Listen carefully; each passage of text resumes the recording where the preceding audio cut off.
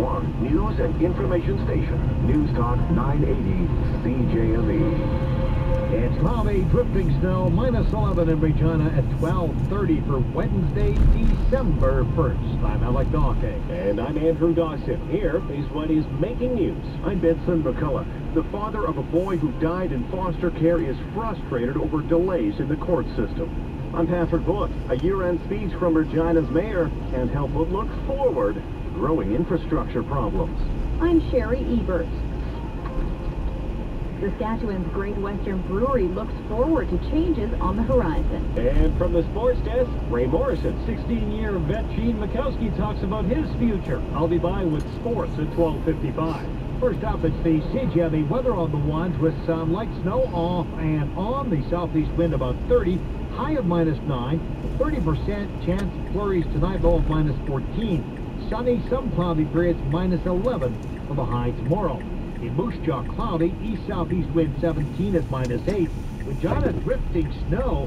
The wind now southeast, gusting to 45, -11 degrees.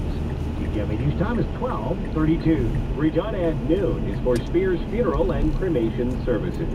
Our top story this hour, we start this afternoon with an update that CJME has been tracking for you. The father of a little boy who died in foster care is getting frustrated, waiting for any kind of an answer.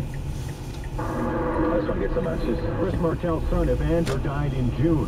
The 22-month-old toddler was living in an Aberdeen area foster home when he drowned in a bathtub. His body was covered in skull-type burns. What I learned so far is what the lawyers said is an accident. That's all I know.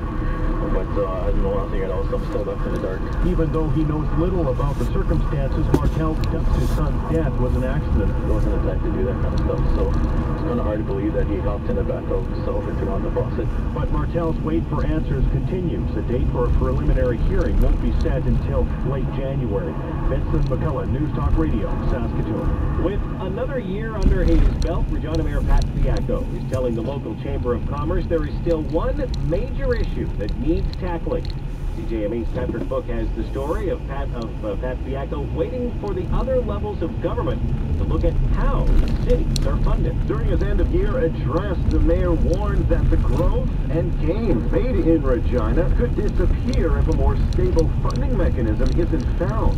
Pat Fiacco is concerned about making ends meet due to the $1.3 billion shortfall in the 10-year capital plan. Municipalities have to make a commitment to investing in infrastructure. He continues to stress that the city needs to get more funding from the province and the feds, and in a different manner. The 19th century funding model that we have today in the 21st century is antiquated and isn't sufficient. He's hoping to begin finding some alternatives during January's National Infrastructure Summit. News Talk Radio. Now, it may be another 2 years before the long-awaited industrial corridor comes together between Regina and Moose Jaw. The 8 communities and municipalities in the region signed an agreement yesterday in intents to work towards just such a development. That stakeholder committee has also hired Tim Cheeseman, his consulting firm, to oversee the process. Cheeseman says he'll be acting as project manager during the planning phase. He acknowledges that some of the cities and municipalities involved have clashed over issues like annexation in the past. I'm sure there'll be sort of back and forth of that same nature over, and some of the past history will be dragged out again, but they've made that commitment to move ahead. He expects a solid plan to come together in about 2 years, but notes there are actions that can and will be taken while that happens. CJME News Time 12:34. News on demand at News.